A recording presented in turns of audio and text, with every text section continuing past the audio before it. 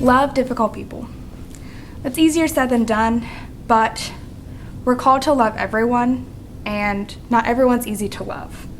But in 1 Corinthians 13:13, it says, "Now these the three things remain, faith, hope, and love. But the greatest of these is love." Did you hear that last part? I'm going to repeat it. The greatest of these is love. What if we take on those attributes of love to better love and to encourage those difficult people? Before I read 1 Corinthians 13, you might brush me off saying, "Oh, that passage is about love and relationships and boyfriend, girlfriend, husband, wife, blah, blah, blah." Give me a second. Yes, this is the love chapter of the Bible, or it is well known as that chapter, but it doesn't just talk about boyfriend, girlfriend, or husband, wife love. It's for all relationships, friendships, relationships with your parents, relationships with your classmates, relationships with coworkers if you're working somewhere. It's for any kind of relationship, not just the lovey-dovey kind of relationship. So 1 Corinthians 13 starts out saying, "If I speak human or angelic tongues but do not have love, I am a noisy gong or a clanging cymbal. If I have the gift of prophecy and understand all mysteries and all knowledge, and if I have all faith so that I can move mountains but do not have love, I have nothing. If I give away all of my possessions, and if I give over my body in order to boast but do not have love, I gain nothing." So you can do all of these things. Speak well, prophesy, give everything away, but if you do it without love, it means nothing. God wants you to do everything in love. He doesn't want you to do it just for the praise and the recognition, because what will that get you? Your 5 minutes of fame?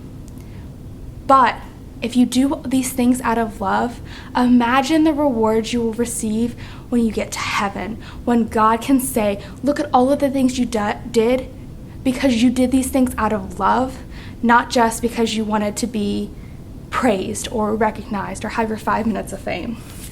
So what are these love attributes? If you follow along with me in verses 4 through 8, we'll see those. So verse 4, "Love is patient, love is kind. Love does not envy, it is not boastful, it is not arrogant, it is not rude, it is not self-seeking, it is not irritable, and does not keep a record of wrongs. Love finds no joy in unrighteousness, but rejoices in the truth. It bears all things, believes all things, hopes all things, endures all things. Love never ends." And I'm going to stop at the beginning of 8 for just a second. So what is love? Love is patient. Love is kind. It doesn't want what it doesn't have. It isn't proud. It isn't rude. It doesn't demand its own way or say, "me first." It isn't irritable. It doesn't keep score. It doesn't find joy when people fail or when they sin. It bears all things. It believes all things. It hopes all things, and it endures all things. Not just some of those things. And it also never ends. So you might be asking yourself, how is this supposed to help us encourage people? Well, you can find little ways to love those difficult people. Build them up. Don't tear them down.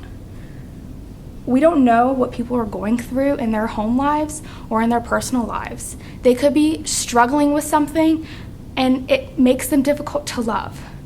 Does that mean that we need to cut them off because they're just hard to love? No, because sometimes we can be hard to love. Even when we're going through terrible things, we still want to feel that love. So they're going to see that difference in you and the love that Christ has bestowed on us that we can show to others.